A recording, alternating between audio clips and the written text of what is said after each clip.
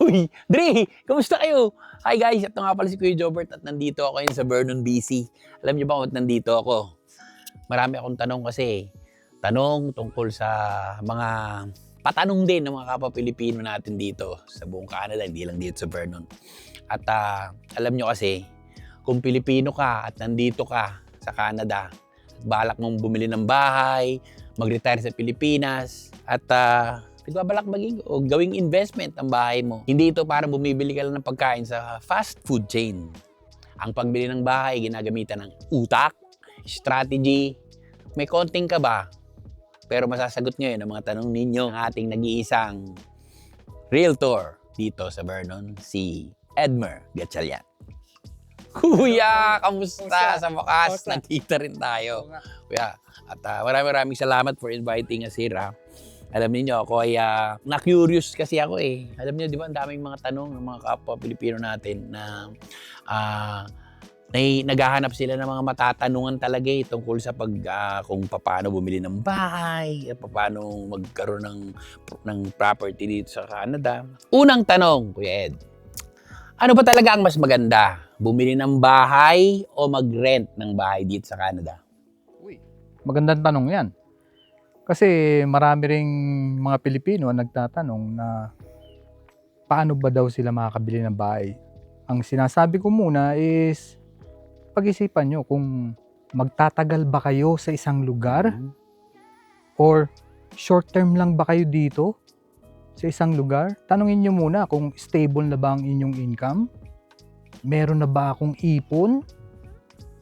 Ngayon, kung wala ang isa sa atin dyan, is mas may sense na magrenta ka na lang muna. Magrenta ka para hindi ka nagbabayad ng property tax, hindi ka rin nagbabayad ng maintenance ng bahay.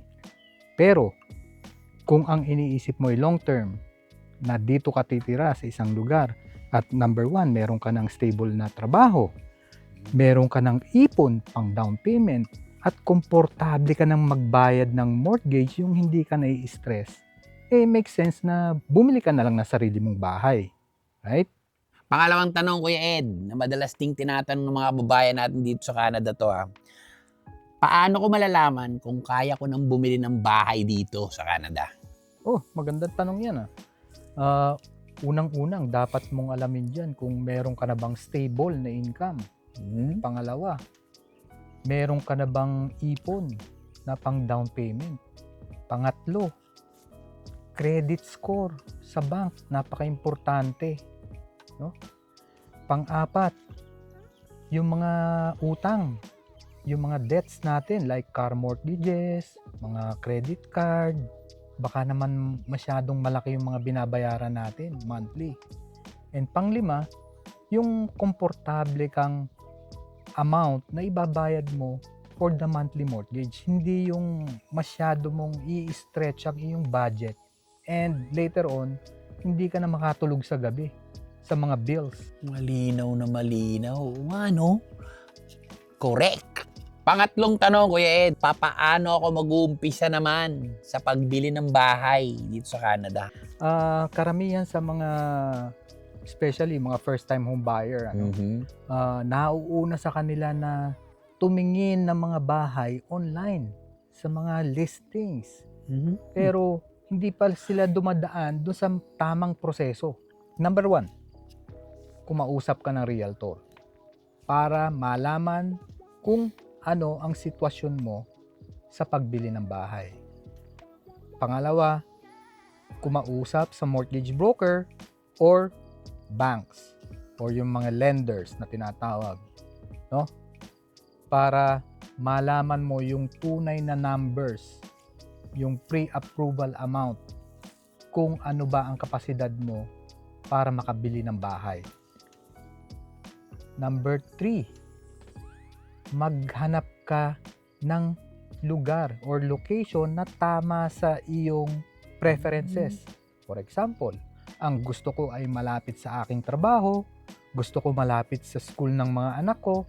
Yan yung mga preferences sa location na karamihan sa mga buyers ang hinahanap nila. Pangapat, must-haves sa bahay na tinatawag. Ilang bedroom ba ang kailangan namin, pamilya? Ilang bathroom ba ang kailangan namin? Kasi ayaw namin nag-aagawan sa banyo. Every morning, pagpasok sa school, nakikipag-agawan si daddy sa bathroom. At number 5, mag-viewing kayo kasama ang realtor para na-view ninyo strategically ang iba't ibang property.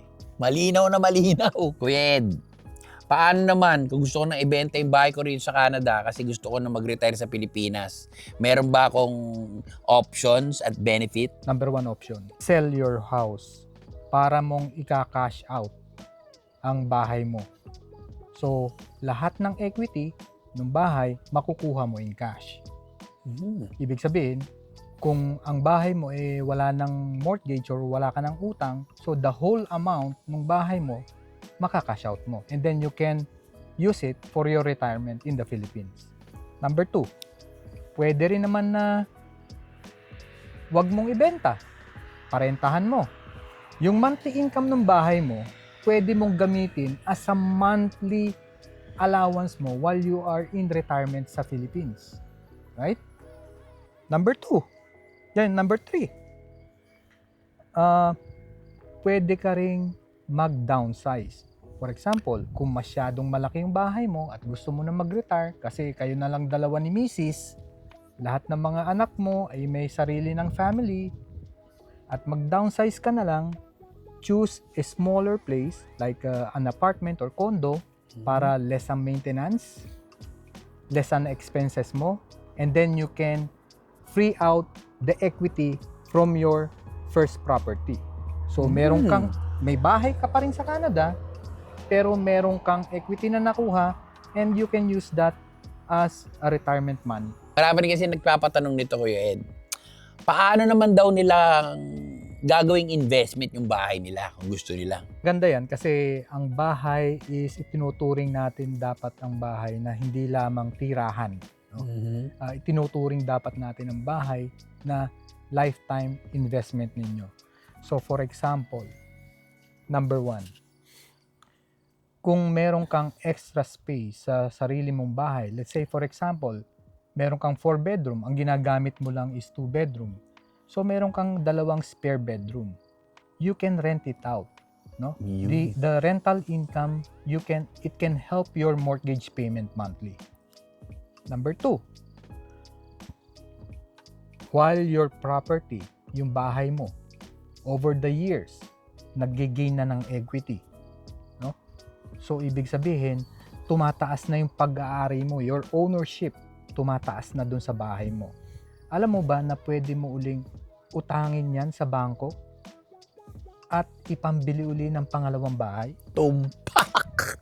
Ako, maraming salamat, Kuya Ed.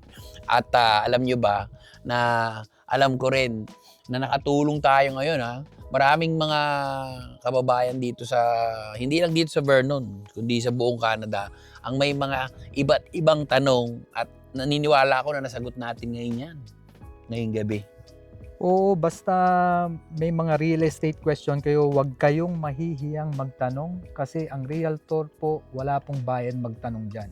Hindi po kami doktor para sumingil pag kayo ay kumonsulta. Just call.